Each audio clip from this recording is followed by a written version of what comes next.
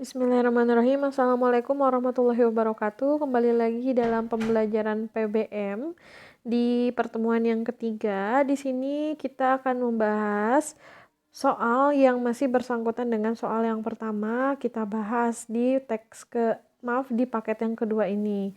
Di sini kita lihat ada kata mengarahkan.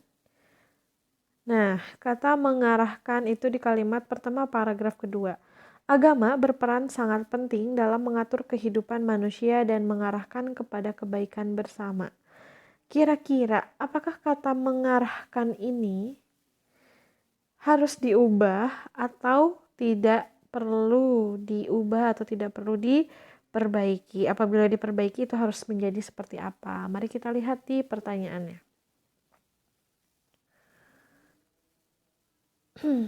Baik, di sini ada kata mengarahkan yang bercetak tebal pada teks di sana paragraf kedua kalimat pertama. Kira-kira kalian apabila menggunakan kata mengarahkan itu harus seperti apa? Apakah sudah tepat mengarahkan kebaikan atau mengarahkan seperti apa atau mengarahkannya mengarah atau memfokuskan atau terarah? Kira-kira yang tepat itu yang mana kira-kira ya sesuai dengan kalimat ini. Agama berperan sangat penting dalam mengatur kehidupan manusia dan mengarahkan kepada kebaikan bersama. Kira-kira apa sih yang diarahkannya di sana? Berarti tentang kebaikan bersama. Siapa yang diarahkannya kepada kebaikan bersama? Nah, berarti kata mengarahkan, kata arah itu harus ada kata acuannya gitu ya, acuan atau mau menunjukkan kepada siapakah kata tersebut gitu. Jadi yang tepat kalau ada kata mengarahkan itu boleh menggunakan katanya. Jadi mengarahkannya kepada kebaikan bersama. Kenapa menggunakannya?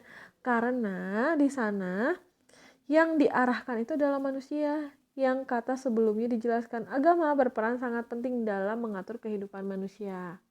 Itu poin pertama. Poin kedua, dan mengarahkan kepada kebaikan bersama.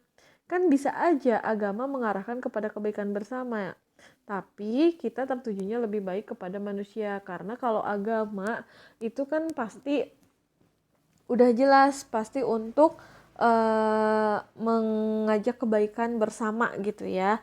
Tapi kita lihat lagi di sana. Di sini saya sudah siapkan pembahasan ya. Kata mengarahkan termasuk dalam kata jenis verba aktif transitif. Nah, verba aktif transitif masih ingat? Verba ini membutuhkan kehadiran objek secara langsung. Kalau yang intransitif berarti itu tidak membutuhkan objek. Sementara itu dalam teks di atas tidak ada objek setelah verba mengarahkan. Frasa kepada kebaikan bersama berfungsi itu sebagai keterangan bukan sebagai objek. Di sana misalnya mentang-mentang ada kata kepada nih, berarti itu adalah objek. Enggak ya. Kepada itu adalah keterangan. Dengan demikian, verba ini harus diperbaiki menjadi mengarahkannya. Jadi secara tidak langsung atau secara tersirat, nyahnya itu adalah manusia gitu. Hal yang ditujunya. Begitu. Jadi jawabannya yang tepat adalah B.